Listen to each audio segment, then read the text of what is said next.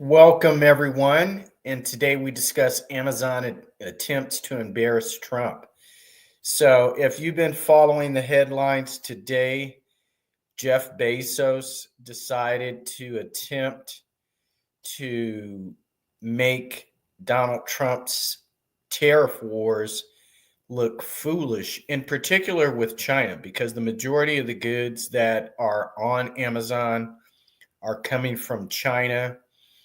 And I can only imagine that Jeff Bezos thought that this was an opportunity to embarrass Donald Trump and show how foolish his trade tariffs are. But if you think about it, every country in the world has a trade tariff against the United States. In fact, these tariffs range from 30% to 200%, depending on the goods. And as I said yesterday, in Germany, the United States is not even able to sell automobiles because the tariffs are so high. So, in the event that some German said, "Hey, I'd like to buy a Chrysler or a General Motors vehicle," because the Germans do not make trucks. So the only countries in the world that make trucks are the United States and Japan in large quantity. And I really do love the Toyota trucks. I have a Nissan Pathfinder and I really enjoy it.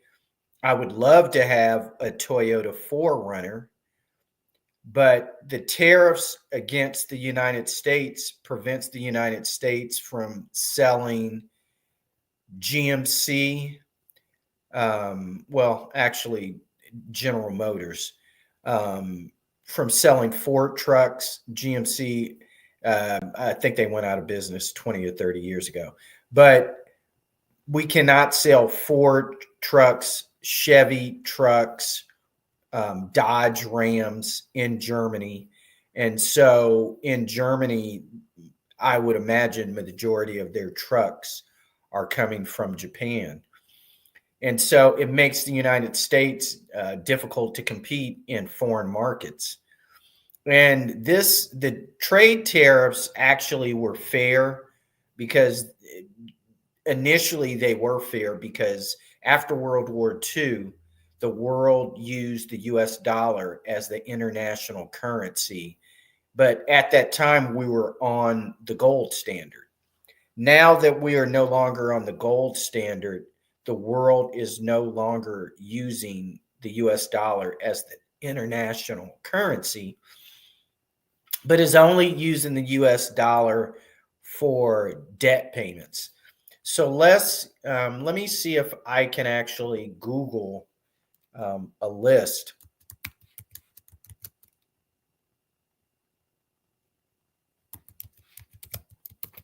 of international trade tariffs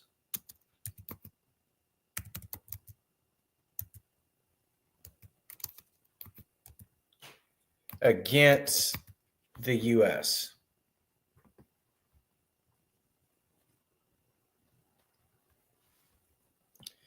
Let's see if we can find anything.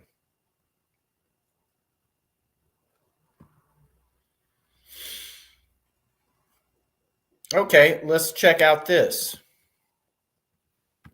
Let's take a list of reciprocal trade tariffs. Let's see if there's any. So that's okay. Here we go.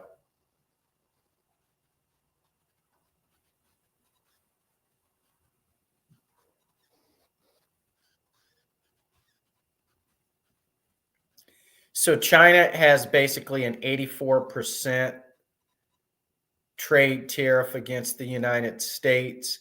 Cambodia has a 49% trade tariff. Laos, 48%. Vietnam, 46. Sri Lanka, 44. Syria 41, Iraq 39%, Thailand 36. So, and this, I don't even believe that list is accurate. I don't believe it really shows the trade tariffs the way they are against the United States. Um, Still, let's find out. Today, Bitcoin is trading up $233 to the price of $94,569. Let's see where Ethereum is.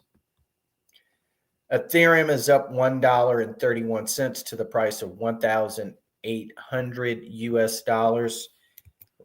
Let's see where the S&P is. The S&P is down $22.25 to the price of $5,561. And then let's see where the Dow Jones Industrial Average. Dow Jones is up $300 to the price of $40,527. So the financial markets are not really being hit heavily, despite the fact that the fake news media implies that President Trump's trade tariffs, and it speaks to the honesty of the fake news mainstream media. You would think that the majority of the media works for foreign countries because they are attempting to shame President Trump and his policy to establish reciprocal trade tariffs against all of these countries. You would think that they would support President Trump and that they would want to get the American public on President Trump's side, because the price increase that we pay in trade tariffs importing from these countries is incredible when we try to sell our goods in those countries. But once again, the fake news media is always on the wrong side of the argument. I believe that overall, in the long term, in the short term, you will see some slight price increases, but that's until these countries come to reckoning that the United States is not going to be bullied economically. Okay, we import a lot of goods, mainly from China, and paying 84% to import electronics is incredible. Or to sell our goods in China, United States companies have to pay 84%, which makes it very uncompetitive for us to do so.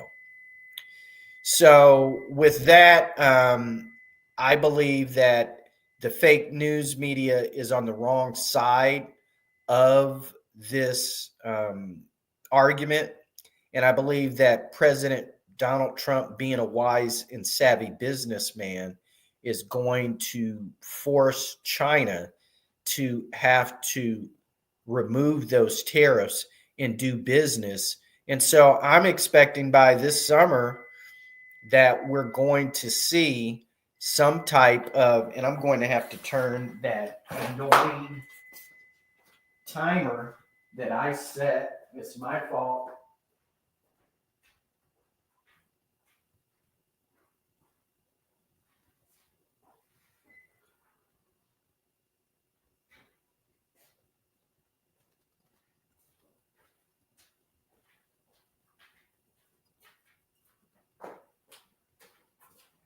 I believe by this summer, while Congress is on vacation, I believe that the Chinese and all other countries are going to remove their tariffs and bow down to the United States and President Trump.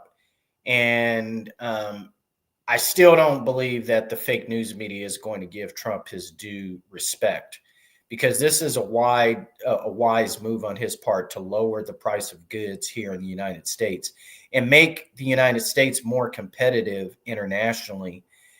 We are always, and the crazy part about it, whether it's Vietnam or Cambodia, we're giving millions of dollars in aid to these countries to help them and they're imposing trade tariffs on our businesses when we attempt to sell our goods in their country.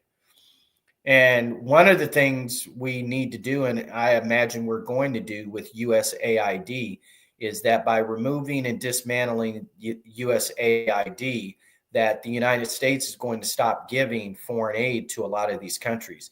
In fact, many of the African nations actually don't want our money because of the type of concessions that Barack Obama tried to place on them, as far as forcing them to try to accept transgender behavior and DEI policies in their countries. Right now, Barack Obama and Michelle Obama's name is no longer popular, and people are beginning to see the fallacy of a lot of Obama's DEI behavior and policies. And now the country is in support of ending these policies nationwide. And if some states like California want to hold on to DEI policies at the state level, oh well. But in general, and Target is still trying to cater to that small population. But everybody should look to Bud Light and see what happened to Bud Light. That is what's going to happen to any companies that try to push transgender and DEI behavior, on the general population. To try to cater to this small fractional, not even 1% of the population, to lose such market share. They can't give Bud Light away right now. So, and to be seen drinking Bud Light in public is not cool. You're looked down upon. So no real man wants to be seen holding a Bud Light. So with that, I'm going to just end it right there. We'll be back tomorrow. I'm sure the battles with the trade tariffs is going to play out all the way through May. But I would imagine in the next 3 weeks, we'll see China and other countries remove those tariffs and enter serious trade negotiations. And Jeff Bezos' attempt to try to humiliate Donald Trump is probably only going to be news for the next 24 hours, and then we're just going to move on. So with that, this is Daniel Plummer, the Crypto Kid. Like I said before, I don't expect a lot of movement with cryptocurrency for the next 3 to 4 months. Sometime in September is when I believe the crypto movement will pick back up. But I will keep you up to date on all policies that are affecting the general financial markets. So with that, this is Daniel Plummer, the Crypto Kid, signing off. And remember, the future is crypto.